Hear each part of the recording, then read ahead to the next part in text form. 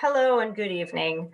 I'm Jennifer Keller, the programming coordinator of the Westport Library, and I'm welcoming you to an evening reflecting on Henry David Thoreau's writings and the pandemic. We'll see how it goes. Before I get started with all the introductions, here are a few housekeeping notes that you can take note of. Please type any questions you have in the Q&A tab that you can find that on the bottom of your screen. We'll ask as many of those as we have time for after the conversation. Also, copies of Now Comes Good Sailing will be available for purchase online through 10 p.m. tonight through the Eventbrite link on the event webpage, and I'll share it in the chat later. So, without further ado, because we have a lot to get through today, now it's my pleasure to introduce the editor of Now Comes Good Sailing and sometime Westporter, Andrew Blauner. He's a literary agent and editor of 7 previous anthologies, including, you may have seen this, the Peanuts papers, which came out a few years ago and was my first introduction to him and his wonderful compilations. So I'm going to let Andrew introduce the writers on this panel, and they are going to delve into the book.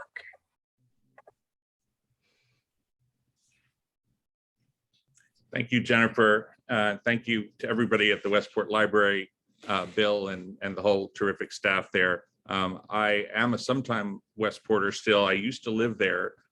It's a great town. I assume much of the audience out there is from the area, but some of it may not be. And for those of you who are not in the area, I highly, highly recommend you find a way to take a trip to Westport, Connecticut and make the centerpiece of your trip a visit to the Westport Library, which is just a world-class library. Among other things, they have what's called the Story Walk, which is literally a paved, landscaped walk during which you can read a story. It's mostly for children, but it's a beautiful experience really for anybody.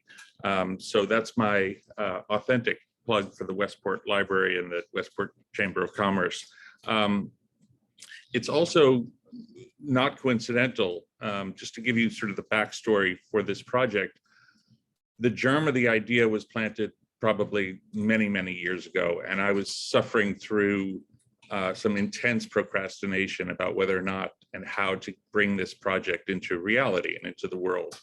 And it was a little over 18 months ago, COVID or whatever we were calling it right at the outset had just hit. We were just trying to figure out what was happening and what we were going to do about it. And I was living in a relative's house on Owen in Westport, Connecticut, when I started wrestling with ideas, thoughts, work, what to do. And that sort of manifested this project because it's something that I could put heart and soul into and that seemed right for the time. It seems timeless, but it also seemed timely more than ever. The other thing, just to mention, the title, those of you in the audience, certainly our panelists here, know this. If they didn't know it before this project, they know it now. The title, Now Comes Good Sailing, is the last known sentence that Henry David Thoreau spoke before he died. He uttered 2 other words, I believe they were moose and Indian, but now comes good sailing was the last full sentence that Henry David Thoreau spoke. And we were talking about titles of books just before we came on here. And that was, sometimes the title is the last thing you come up with and it changes 7 times. In this case, it was the first piece and it stayed that way. It was 2 years and 1 day ago that I was at the Westport Library talking about that Peanuts anthology. And I've thought about the comparisons a little bit of, at the time, it was the 80th anniversary, I think, of Charles Schulz and Peanuts. And it was a question of like, are we in a Peanuts moment, or has it just sort of been one long 80-year love affair with Peanuts? And it occurs to me to sort of ponder a similar question about Thoreau. We're certainly in a Thoreau moment, and maybe a prolonged 18, 19-month moment. On the other hand, you know, maybe we can talk about this, among other things. Has it just sort of never left us? Is it always there, more sort of at the forefront sometimes than others? Speaking of 2 years ago, as many of you know, it was 2 years, 2 months, and 2 days that Thoreau spent at Walden Pond. I think many well-educated, well-informed people, when they think of Thoreau, they think of Walden and vice versa. And part of my impetus for this project was to dispel the notion or go beyond the notion that that was the entirety of his contribution of his existence, of his life, because it was 2 years, 2 months, 2 days out of a life of 44 plus years. There was a life before Walden and there was a life after. And we'll get into this. Alan Lightman, who's privileged us with his presence here, lives very close by. And I'd love for him to speak to that reality and existence in a little bit. But I want to thank everyone at Princeton University Press, which is the publisher of this book. Without them, I don't know that this project would have ever come into existence, and especially Anne Savarese, who's the editor. And I use that term literally, whereas my title here is editor, but it's really a misnomer. I'm just trying to get out of the way just as I want to with this event tonight and moderate this about as much as I edited the book, which is to say, not very much. We'll leave time at the end for questions. If anybody has questions about how the project came about or any sort of inside baseball about the book, obviously I'm more than happy to answer those. I thank everybody out there who's tuned in and giving up part of their Monday night to spend with us. I thank all of the contributors, but especially this quite a quartet that we have here tonight, and quite a diverse, very varied group. I'm looking at the four of you and thinking, I wonder what else beyond Henry David Thoreau that the four of you have in common that would be of interest, other than the fact that you're all writers and fantastic writers in very different ways. So I just want to do a brief introduction of the four of our contributors, and then turn the floor or the screen over to you. So I'm going to go in reverse alphabetical order, just because I don't know why life is sort of upside down. So we'll start with Stacey Vanek Smith. Stacey Vanek Smith is a longtime public radio reporter and host. She currently hosts NPR's The Indicator from Planet Money, a daily podcast covering business and economics. She has also served as a correspondent and host for Planet Money and Marketplace, a native of Idaho. Stacey is a graduate of Princeton University, where she earned a BA in comparative literature and creative writing, and had the great fortune to take a creative nonfiction class with John McPhee. She also holds an MS in journalism from Columbia University. Now, I had planned to just plow through these, but I have to stop and say, John McPhee, I revere John McPhee. This book is literally dedicated to him. Jordan, who you'll meet in a moment, was also a student of Professor McPhee. And in a way, Stacey, you and I met, and you're involved in this as a function of your giving just a very eloquent, beautiful testimonial to John McPhee. I always forget if it was at the National Book Awards or National Book Critics Circle, something like that. So, and I'd be remiss because it's not in your bio, that Stacey has a new book of her own out called Machiavelli for Women. Yes? Yes, indeed. Which I have on audio because Stacey reads the audio herself, and I'm so used to her voice from NPR. Okay, so next, Zoe Pollock is a doctoral candidate in English and comparative literature at Columbia University. Her writing has appeared in Agni and Women's Studies and is forthcoming in the Hopkins Review and Sonnets from the American, an anthology of poems and essays. Sorry, I skipped Jordan Salama, who, full disclosure, in my day job, I think it's called, as a literary agent, I represent Jordan, who is a writer whose essays and stories appear in the New York Times, National Geographic, Scientific American, and more. His first book, Every Day the River Changes, 4 Weeks Down the Magdalena, will be published in November 2021. More specifically, it will be published 8 days from now. And here it is.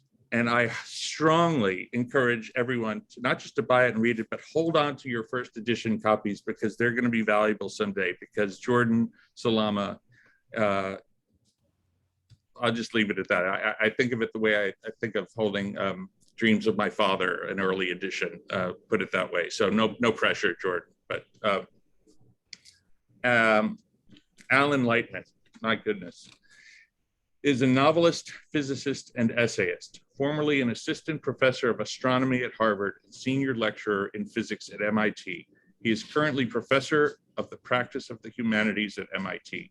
He is the author of 6 novels, including Einstein's Dreams and the Diagnosis, and a dozen nonfiction books on science, religion, and philosophy. His most recent books are Searching for Stars on an Island in Maine, In Praise of Wasting Time, and Probable Impossibilities. Lightman's essays and articles have appeared in The Atlantic, Harper's, The New Yorker, the New York Review of Books, and many other publications. Amen.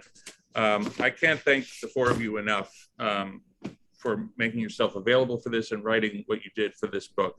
And with that, I'm going to step aside. And if we could start with Stacey, each of the four featured writers here are going to take a little bit of time and either a combination of setting up their pieces, talking about Thoreau, reading excerpts, and then we'll come back at the end for a question and answer. But thank you all very, very much. So over to you. Well, thank you so much, Andrew. It's really an honor to be in the book. And when you first brought this up with me, so I basically covered business and economics for NPR for 15 years. And something funny happened in my brain. So my first exposure to Thoreau was in high school. We read Walden. And I remember loving the book, but hating the first chapter. I was like, didn't he list off? I was like, isn't that guy who listed off all the expenses and said nails were too expensive and things like that? But of course, 15 years after, 15 years of reporting on economics, I was like, I wonder how much the nails cost. So that was the first thing that came into my mind. And I knew that that was my starting point for Thoreau. And I went back and read Walden. And in fact, his whole first chapter, which I had hated in high school, is called Economy, which is a very strange way, in my opinion, to start out a book about like sucking the marrow out of life and really living and an exploration of what it means to be human, to talk about economy. And it's kind of, honestly, considering the sort of glorious writing in the rest of the book, it's a little bit of a boring chapter. It feels a little didactic, and it's this big rant against capitalism. And I kind of couldn't figure out what it was doing there. And he does list out the expenses. It's like a CVS receipt is sort of pasted in Walden. And that was very delightful for me. He paid for his little cabin, which he built himself for the most part. He paid $28.12.5, which adjusted to inflation is about $900. So it's still pretty cheap, but 28 bucks for his house. I was interested that he started out that way. And then as I started to think about it and read more deeply into the book, it actually made me think very differently about economy and my own, what I cover, because, I've covered the American economy for a long time now. And it's just this most amazing dynamic place. It's transformative. It's so much energy. It drives the world in many ways, and innovation and how we live and how we communicate with each other. It all filters through economy. And I've gotten so used to looking at everything filtered through that in sort of like, not in like hopefully a cheerleadery way, but certainly not in anti-capitalist way. But Thoreau makes an interesting point, and he's at an interesting moment, I think, in the US, because at this moment, there's this movement toward commodifying things. So before that, like if you bought wheat from someone, you picked out the wheat, you looked at the wheat, and you bought the specific wheat. And at this time, the stock market was just starting, and Lehman Brothers actually was operating cotton plantations in the South, and they started commodifying cotton to just be like a bale of cotton is a bale of cotton is a bale of cotton. So people would start to trade it on markets. And what this did was it enabled people to trade huge amounts of things really fast, and all this money could exchange hands, and you could just order 200 bales of cotton and sell them to someone else. And things started, the economy really started heating up and growing really fast. And Thoreau thought that this was a terrible thing. He wrote, "Trade curses everything it handles." And what he thought the problem was actually like right there with commodifying things, because when you turn something into a commodity, you suck away what makes it special and unique. It's not a bale of cotton, it's just cotton is cotton is cotton. it enables you to kind of dehumanize things and disconnect from them. And it enables you to trade them in huge quantities, but you take away the uniqueness of something. Most notably, people. I mean, he was around, it was like right before the Civil War when he wrote Walden, and he was watching people do this to other people. He thought it was a way that we dehumanize by commodifying. And it's an interesting thing because I feel like you won't find a lot of like serious economists who think economic growth is a bad thing because it raises our quality of life and we all can afford more. It lifts people out of poverty. We have medicine, we have education. At the same time, there's a real cost. And so I guess I was looking at Walden through this lens. And it's really interesting then his approach to this lake, which he spends so long describing. These like in great detail, he measures it, its depth, he records its changes in the seasons, all these little details. And it's almost like he anti-commodifies this lake. He makes it everything about it is specific. You can't trade it for another lake. He's like in love with this lake. There's one moment when like a bunch of people descend on the lake to harvest the ice. Ice harvesting was this big business back then for refrigerators. And he his counter to this, to all these people descending with saws and machines and all this noise and pulling all this ice out of the ground, is to sort of get very specific and spend all this time with these specific moments of the lake, like looking at the ice itself. So he says, so he's looking at the bubbles, like the trapped bubbles in this one section of ice. And he writes, these bubbles are from 1/80th to 1/8 of an inch in diameter, he waxes. Very clear and beautiful, and you see your face reflected in them through the ice. There may be 30 or 40 of them to a square inch. There are also already within the ice narrow, oblong, perpendicular bubbles about 1/2 inch long, sharp cones with an apex upward, or oftener, if the ice is quite fresh, minute spherical bubbles, one directly above the other, like a string of beads. And he actually, someone drops a big hunk of green ice, one of the ice harvesters, and it leaves it there to melt, and he compares it to a jewel. So to me, this was so interesting. His whole experiment was sort of like anti-economy. I thought he makes the case in a certain way that this lake is not like other lakes. It's its own thing. And for his sort of rebellion against society, he doesn't really do anything. He goes to his cabin and he kind of just like hangs out. He sort of chills. He like spends a lot of time looking at the lake, but he doesn't produce anything or create anything really, he creates the book later, but he's just sort of he is in the world, observing the world. And it is like this interesting rebellion against economy and productivity, which can be a very addictive thing to sort of categorize things and place a value on them. And he kind of goes against all of that. And anyway, so that was my chapter in the book. I did visit the lake, incidentally, during COVID. And I was a little distressed because it costs more to park there than it costs Thoreau to build his whole cabin. And there's a lot of commerce happening around Walden, including at the Walden store where they sell those delightful masks that Andrew was wearing. But in general, I do think he has a lot to say about the way we live our lives, the effect that economy has on us, and in certain ways, like the dehumanizing effect that it can have, and maybe something to rethink. I feel like such an appropriate moment for doing that right now. Like a lot of people are rethinking those things.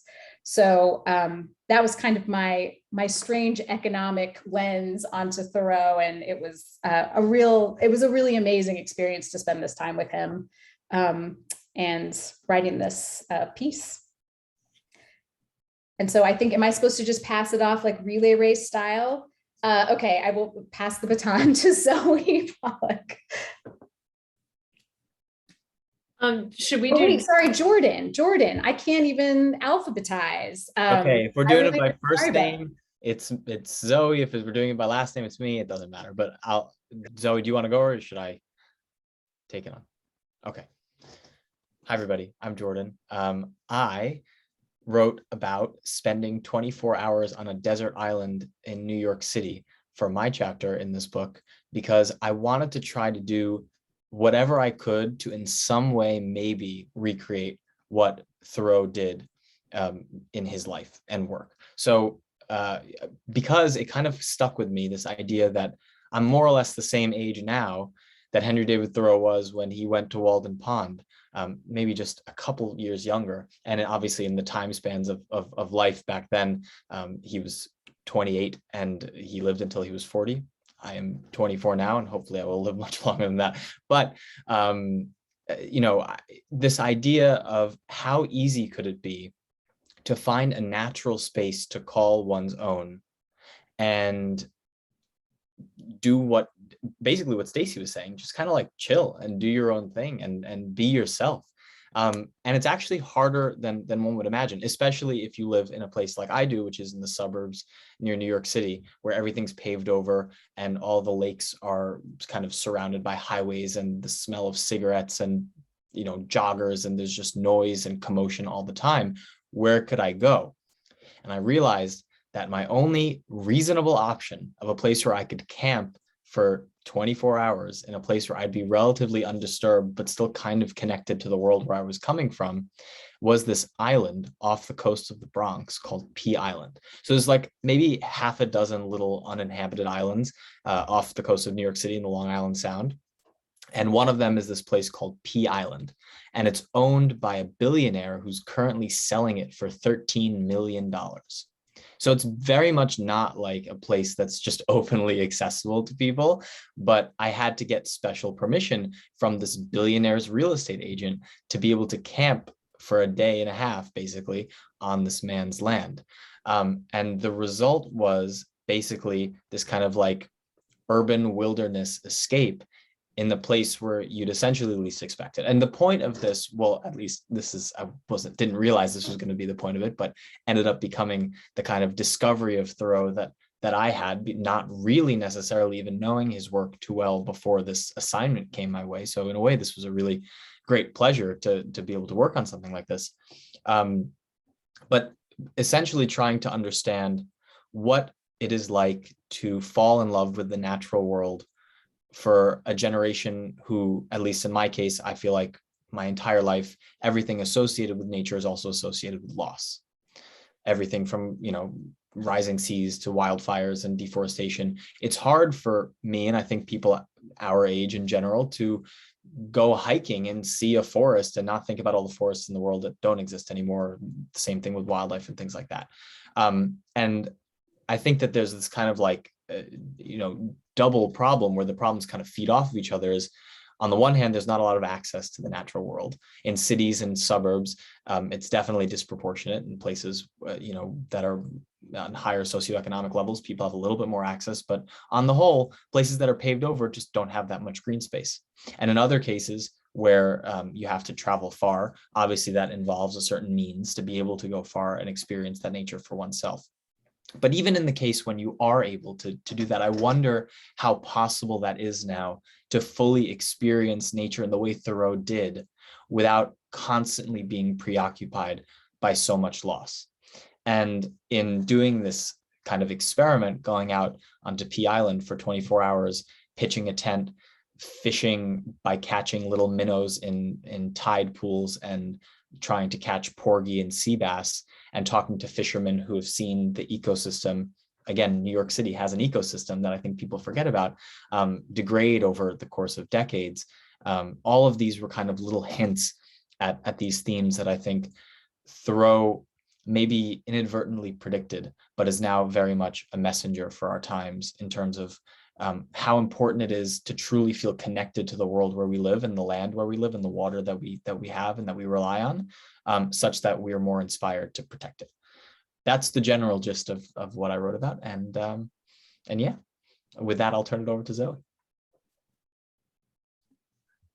Thank you, Jordan. So I just first want to say thank you so much to the Westport Library for hosting this, and in particular to Jennifer Keller. And I'm so honored to be presenting here alongside all of you. And thank you, Andrew, for making this opportunity possible. So thanks a lot. So I'm actually going to read a few minutes from my essay in the collection, but to just kind of set the stage. So when I was approaching writing this piece, I had wanted to kind of depart a little bit from the persona Thoreau develops in Walden, just because that was kind of what I was most familiar with and what I'm thinking probably most of us are most familiar with. So I wanted to think about how does he change, or how tonally, or how does he develop his persona differently in a different work, specifically as a writer? And so I ended up spending time with a week on the Concord and Merrimack rivers, which he wrote while he was at Walden. So I guess that's like, when you think about, that's the most economic thing that you can create, I guess, which is, it's like a book. You don't need really anything other than paper and your mind. And then I also spent time with his journal. The journal is 2 million words. So that's about 6,600 typed pages. So I definitely didn't read all of it. But what I was fascinated by in reading these two really different genres, really different works alongside each other, was the way that Thoreau continually links patterns in human thought and reflection and meditation to patterns that he noticed in the world, in nature. So patterns in the seasons, patterns in weather, in the way birds migrate, things like that, the way currents move in water. So a couple of quotes to just kind of illustrate pithily the way that Thoreau is thinking. So one thing he wrote was, "In the spaces of thought are the reaches of land and water." And then another quote of his is, "We are nature looking into nature." So probably because when we were writing these essays, it was toward the beginning of the pandemic, within the first 6 to 9 months. I, like Jordan, ended up thinking about loss and focusing on loss, particularly thinking about how Thoreau, in linking patterns of thought to patterns in nature, actually finds a kind of constancy and dependability in the elemental way that we apprehend the world. And how this constancy can really actually offer consolation in the face of loss, and for Thoreau in particular, in the loss of his brother. So my essay is called "You Bring the Weather With You," and this is just a few excerpts. In 1857, Henry Thoreau watched the Concord River surge in a late October storm. "The river is getting partly over the meadows at last," he wrote in his journal after 2 days of steady rain, "and my spirits rise with it." His eyes followed. "I see 2 great fish hawks, possibly blue herons, slowly beating northeast against the storm, by what a curious tie circling ever near each other, as if you might expect the very motes in the air to be paired. 2 long wings conveying a feathered body through the misty atmosphere." When he lost sight of the birds, Thoreau was alone. Where, he wondered, is my mate beating against the storm with me? He had just turned 40 when he wrote these lines. In his 20s, he sailed the length of the same river with his brother. On a gusty day when they found it hard to control their course on the water, Thoreau observed that the current of their thoughts made as sudden bends as the river. 3 summers later, his brother would die.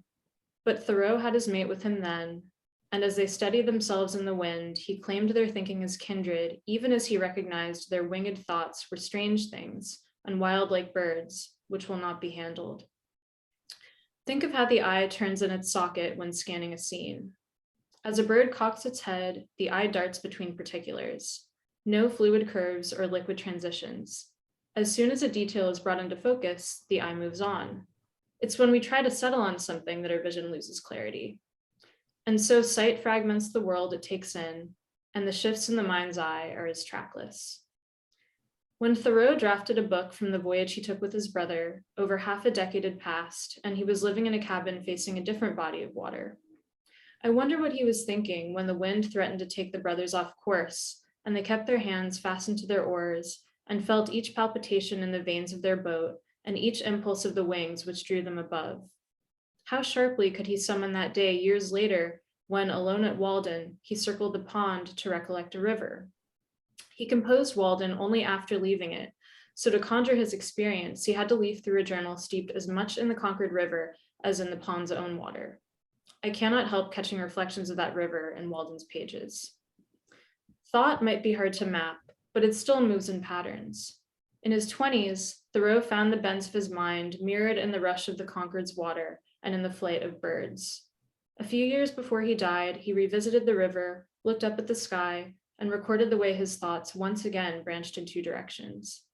What if we could daguerreotype our thoughts, he considered in his journal a week before a winter solstice, for I am surprised and enchanted by some quality which I cannot detect, an attribute of another world. Thoreau navigated his mind's currents across hours and years like the fishhawks threaded wind and rain, their wings suspended to a beat, almost in keeping with the human heart. He set thought's cadence in sentences that trace arcs, too quicksilver to see. So that is that. Thank you. And Alan Lightman.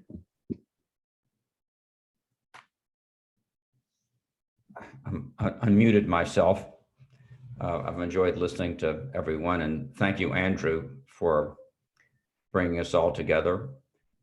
As Andrew said, I live very near Walden Pond myself. I live in the town of Concord, and I have walked around the pond many times. I've walked to the site where Thoreau's cabin stood, which is marked by 4 cement posts. It's always astounding to me to see how small the cabin was when I go to that site. I remember something that happened about 25 years ago, an event. My wife and I and our 2 small children were driving back to Concord from someplace, and it was late at night. We went by the pond. It was in December. The pond was frozen over and the moon was full. And there was just something magical about the moment. And we parked the car and got out of the car and walked out on the ice into the middle of the pond. And we all felt like we were under some spell. The moon was high in the sky. And I felt Henry David Thoreau then, as I've had many times walking around the pond. There are, I don't have his book with me or his books, but there are 3 quotations from the book that I always remember. When I say the book, I mean Walden, and I understand that there are several other books of his, which I have on my bookshelf. But there are 3 quotes which have stayed with me and I think have much relevance to our world today. One of them is simplify, simplify, simplify. One of them goes something like, I went to the woods because I wish to live deliberately and force life into a corner and question life and know that when I died that I had lived, something like that. I'm paraphrasing. The other quote is, we do not ride the railroad rides us. I think that all of those quotations have relevance for our high-paced, frantic lives today, where we just rush around checking off items in our to-do list. The pace of life has always been regulated by the speed of communication. And the speed of communication has gone up enormously in the last, just in the last 50 years. In Thoreau's time, the speed of communication was about 3 bits per second. It was the telegraph. And in 1985, with the onset of the internet, it went up to about 1,000 bits per second. And now it's about 1 billion bits per second. And the pace of life has gotten faster and faster and faster. And we don't have time to slow down and reflect on who we are and what's important to us and what our values are and where we're going. We have lost the time for contemplation. One of the very few silver linings of the pandemic is it has forced many of us to slow down, get out of our normal routines, and have more time for reflection. And I hope that changed habit of mind will persist when the pandemic is over. We don't ride the railroad rides us. In Thoreau's day, the railroad was the new technology. And today, of course, it's genetic engineering, it's the internet, it's the smartphone. And I think that we have allowed ourselves to become prisoners of the wired world. I'm not a Luddite. I think that the new technologies that we have, especially the internet and the smartphone, have improved lives in many ways. We wouldn't be able to be having this Zoom conversation that we're having now without those technologies. But we have not, in my view, we have not always used those technologies thoughtfully. I think technology itself it is mindless. It's we human beings that use the technology that have values and need to use it thoughtfully. So what have we lost when we are frantically checking off items on our to-do list, when we're just rushing from one appointment to the next, we're trying to shave our day, reduce our day down to 15 minutes of efficiency, 15-minute units of efficiency. What have we lost? And I think Thoreau was worried about what was being lost by the railroad, and he could see the increasing pace of life even in the 1840s. I think that one thing we've lost is in part is our creativity. There have been studies that have shown that the creativity of children began decreasing around 1990 when the internet was first making its appearance. That creativity needs slowness, it needs quiet, it needs unstructured ramblings through the mind. I think we've also partly lost the ability to let our minds rest. I think that the Hindus and Buddhists have known for a few thousand years that the mind needs to rest. It needs, I mean, it doesn't have to be formal meditation, but it needs time away from the rush and the heave of the world. But I think that we've lost something more, which is more subtle and hard to name, and that is we've endangered our inner selves, our inner lives. And by inner self, I mean that part of us that imagines, that dreams, that thinks about who we are and where we're going. And we need quiet time for that. We can't be driven by the railroad. We can't be driven by the internet. We can't be driven by our smartphones.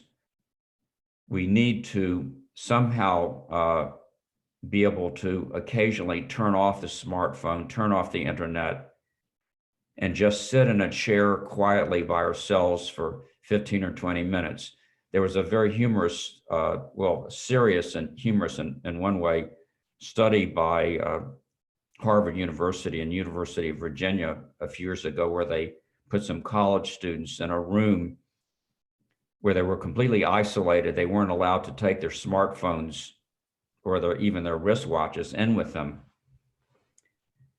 And they did this with about 2,000 students, one by one. And the only thing that they could do is they could press a buzzer that gave them an electric shock. And that was the only action they could take. And what was found is that about, and they weren't told how long they were going to be put in the room. And they found that about 50% of the students, after about 10 minutes, pressed the buzzer just because they couldn't stand having no stimulation whatsoever. We've become addicted to external stimulation. It sounds crazy, but I think that it's metaphorical for the world that we live in now, where we've gotten addicted to constant external stimulation from our smartphones. Young people sleep with their smartphones under their pillow. So these are some of the ways that we have suffered. And I think that rereading Thoreau and thinking about simplify, simplify, simplify, live deliberately, that these are messages that are very vital to us today in our frantic, high-speed lifestyle. So I think somehow I sensed all of this in that day 25 years ago when I stopped the car late at night and got out with my family and young children and just stood out on the ice with the moon overhead and just stood there for a few minutes, just being present in the moment.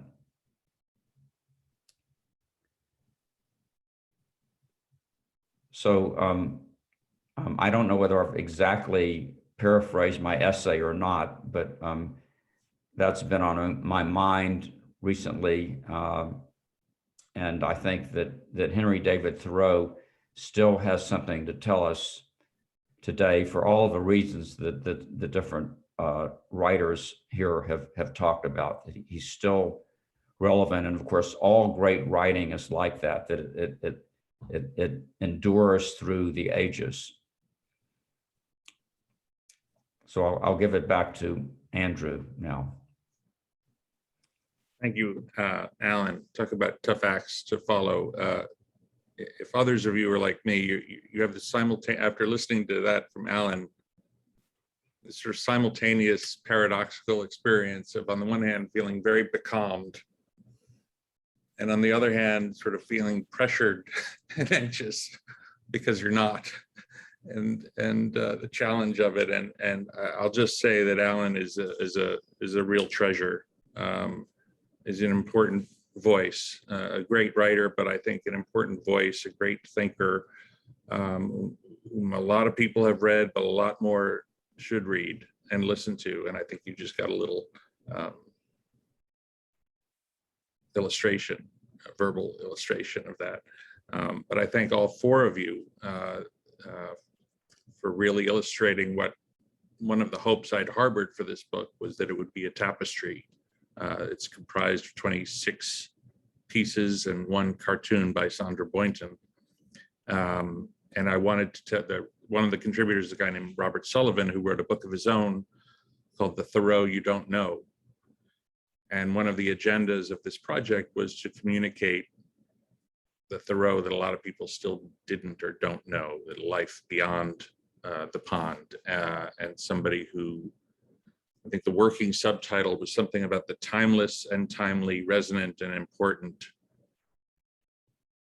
message or words of Henry David Thoreau. And again, the four of you just sort of almost accidentally but seamlessly wove something there just now in this last 45 minutes or so, which I'm really grateful for and touched by. So I thank all of you for that.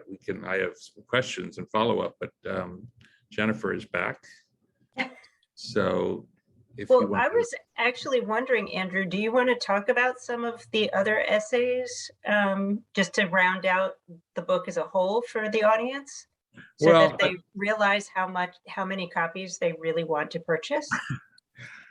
Well, I do and I don't. I really want to highlight the ones we have here. I'll put them in the context of the fact that these are 4 out of the 26 yes, 26 essayists. You know, go about the word anthology comes from, I always stumble on whether it's Greek or Latin, a word that comes from the word, derives from the word meaning a bouquet. So some of the other anthologies I put together haven't all been all positive about their subjects, and I'm certainly open to some sort of constructive criticism or revisionist sort of critique of Thoreau. But what I always like to do, and certainly did here, was try to have some combination of kind of natural choices for inclusion. And when I thought of that, like on some level, I think I thought of concentric circles. Think about Thoreau, think about Concord. What great writers do I know who live in or near Concord? Alan Lightman. It's like you can stick the pin in the map right there and sort of start drawing circles from, because there are quite a few terrific writers in that area. But also sort of have some surprises and have some diversity and have a variety of voices. So you have Pico Iyer and Adam Gopnik and Mona Simpson and A.O. Scott from the New York Times, Sherry Turkle, I'll just go, Amor Tolles, James Marcus, Will Eno, Jennifer Finney Boylan, Kristen Case, George Howcole, Gerald Early. I don't want to just sort of take up all the time, but it's my hope was that it would be sort of a telling an old story in a new way, and in a way that people hadn't done before. And there are certainly some great biographies of Thoreau out there. But I wanted a lens or a prism through which to tell, sort of through different points of view, different perspectives, something surprising in a lot of cases, or at least a perspective on something that hadn't been kind of at the forefront. So, I mean, if I'm at liberty to ask this group a question, I'd be curious about what surprises they encountered. You know, what sort of preconceptions did they go into? I think Alan has written probably the most on the subject going into it, but sort of a lot of the pieces in the book were reported pieces. So I'd be curious sort of what surprises, what preconceptions were sort of, I mean, Stacey, you speak for a lot of people when you speak about write about your first experience and first perception. You know, I could almost bleep out some of the words, but like, I think that's what a lot of people, David Remnick at the New Yorker, I think said he found Walden to be dense, or he couldn't get through it, or words which I just find sort of hard to believe. But I'm curious if we have time or the opportunity to open up and let this group of four speak to sort of what surprised them. And also, I'm curious what it was like to write about Thoreau during a pandemic. I mean, Alan, you pointed out it's one of the boons or the positives, if you could even call it that, is the sort of slowing down, bunkering down, hunkering down, and affording us time, period, to do things we might not otherwise do. But if anyone wants to sort of take on anything, I just sort of put that smorgasbord out there. I mean, it was such an interesting experience for me, because at the time when I started writing it, I was really quarantined. I'm in New York, and so I was quarantined, and there was lockdown, and I think it made me read the book very differently. I think I was expecting it to be less of an almost sort of meaningful, and it felt almost like a spiritual experience reading the book. And then when I went to Walden, because I wanted to go visit, I was so excited to go visit. It almost felt like this pilgrimage, because I'd been in lockdown, and I think the book spoke to me a little differently than it otherwise would have, because I'd been so isolated and inside all the time and in this small space. And for a while, the electricity in our building kept going out, so I didn't have internet for long periods of time, which felt a little Thoreauvian for a while. But I think when I first went there, I was so dismayed, because there was the store, and there were so many people there, and there were people power walking around the lake and taking selfies, and I felt so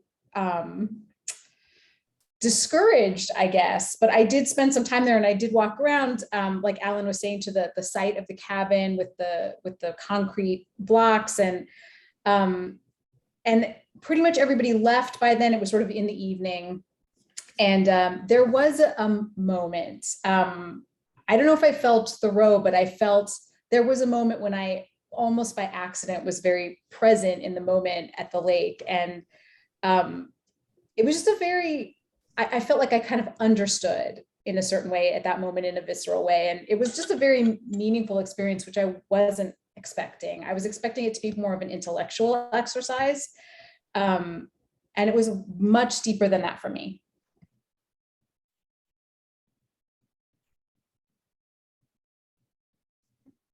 I think something that I was really surprised by in coming back to Thoreau and spending some time away from Walden was just so Stacey was talking about how particular his descriptions are and how fine his sight is, and he was describing the bubbles and the ice as jewels, and like these gorgeous analogies. And he was a surveyor, and so like he, as people pointed out, was measuring things. And I noticed that, so that's kind of what initially drew me to him. And then reading him over the pandemic, I ended up focusing on, or feeling myself like really moved by the passages in his writing where he talks about what we can't know and how important it is to honor mystery and ambiguity. And so there's actually this quote where he writes that things must lie a little remote to be described.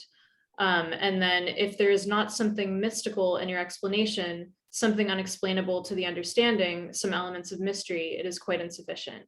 And I think living through the pandemic and feeling just at such a loss of control, to remember that being open to and respectful of what we can't know can be salutary was something that surprised me, and also it was helpful to remember. I will just very quickly add on these excellent points, all of which I agree with, is that I wrote this piece in a very strange time in my own life, in the sense that I had just come off of a couple of things that happened in a row that were these kind of strange visceral experiences that I guess were kind of brought on by the pandemic and also brought on by other things. I happened to drive from New York to Wyoming with my brother, and we, I was kind of working on a story, but also we kind of just wanted to do something, and we were also scared of the virus. So we camped the entire way from New York to Wyoming and back for 30 days in the woods. I learned that my grandfather had become sick, and he is somebody who I have always kind of looked up to as a person who has had adventures in the wilderness. And I think the combination of those two things, and then as the third thing, going out into an island in New York, which is kind of the opposite of all of that, it was very powerful in a way that I don't think it would have kind of struck me. That experience would have hit maybe differently had things not been going on in my own life. And at the same time, I was, again, like I said, kind of discovering Thoreau, which was a whole other can of worms too. I had known about Walden, but like reading The Maine Woods and his just purely joyous and amazing meandering descriptions of the wilderness was something that I felt like I'd only heard through my grandfather and experienced in this like cell phone free journey across America very few times. And maybe there was some of that I could hold on to, if that makes sense. I don't know if that makes any sense, but yeah. Ellen, do you want to speak to this, or shall I ask the question from the audience?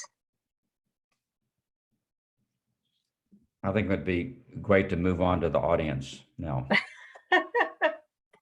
Okay, so panelists, one of our audience members wrote in, and this is the question. In some way, all of the essayists invoke Thoreau to speak to loss.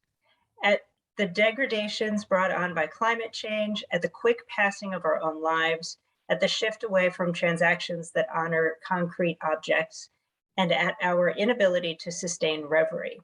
Are there ways that Thoreau also speaks to what is continuous in human and natural life? Which is a brilliantly worded question, I have to say. So whoever sent that in, thank you.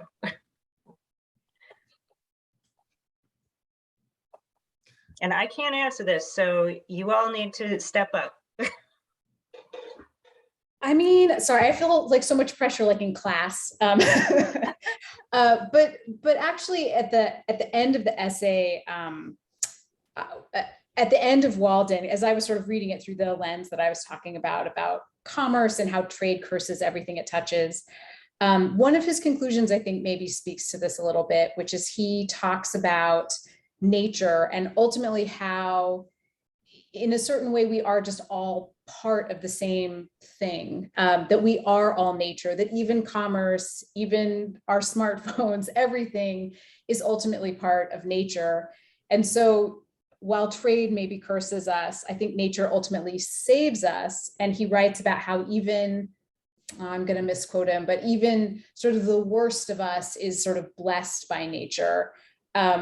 And so I think that the answer is the antidote to all the loss and the temporariness of things is nature's, that ultimately are all connected through there's no escaping nature because we are all it.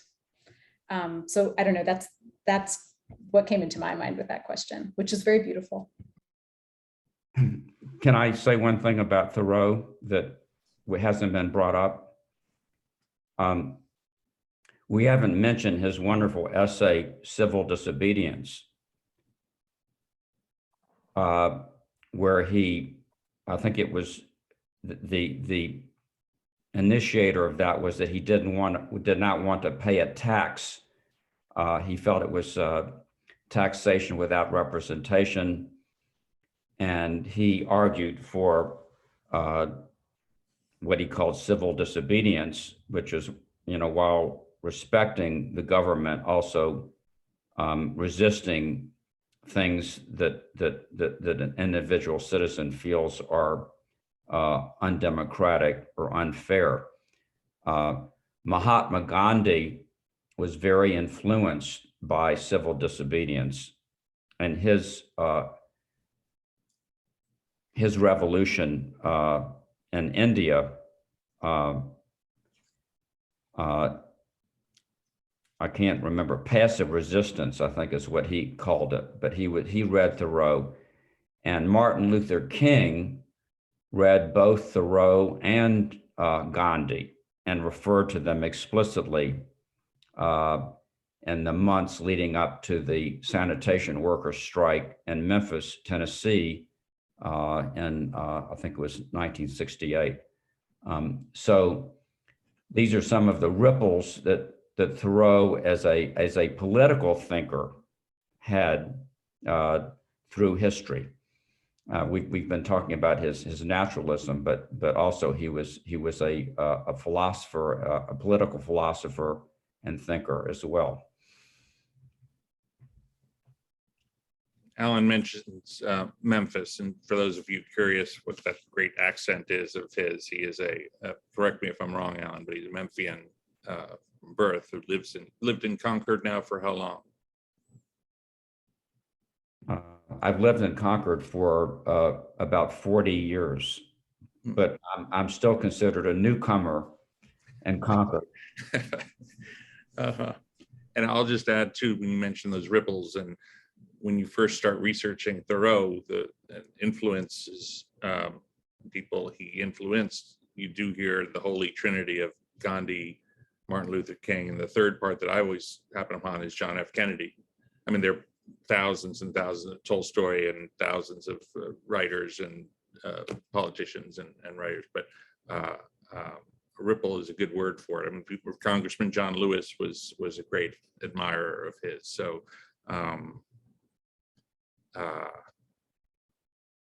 I mean, and I'm glad you mentioned civil disobedience. I've made a note to myself to say we're almost getting close to the end of the time, and it says something that we haven't even mentioned, civil disobedience. We haven't even mentioned Emerson. We hardly mentioned his brother. Some of the most important aspects of his life and his work and his contributions, and it just speaks to his transcendence. And I share the experience that a couple of you have mentioned of being at the pond and not knowing what to expect, but maybe having a slightly jaundiced view of what it might be like. I mean, I've been to the Peanuts store at where Charles Schultz was honored, and wow, you want to see merchandising.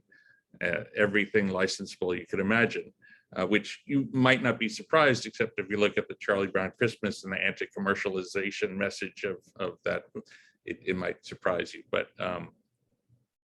anyway, that was a fantastic question. Westport is full of curious, intellectually stimulating people, so I appreciate that question. Do we have time for? I have to say that I don't know that I can top that question. I mean, I feel like that encapsulates all of this. I do love the idea that there's so many people writing essays, and I'm assuming not everybody looks at Walden in the same way. I mean, as we all read it differently too. So I want to thank all of you for showing up tonight, both those of you watching and those of you speaking tonight. If there's anything else from the panel that you'd like to share about Thoreau in a few moments, please feel free to say it now. Otherwise, I will tell everybody that books are still available for purchase through the website, westportlibrary.org. Just go to the event page and you can click on that. And I feel like I should call him Henry Blauner now. And thank you all so much for coming and speaking to us. And hopefully soon we'll be able to meet you all at the Westport Library in person. So thank you all for coming, and everybody have a great night. Thank you.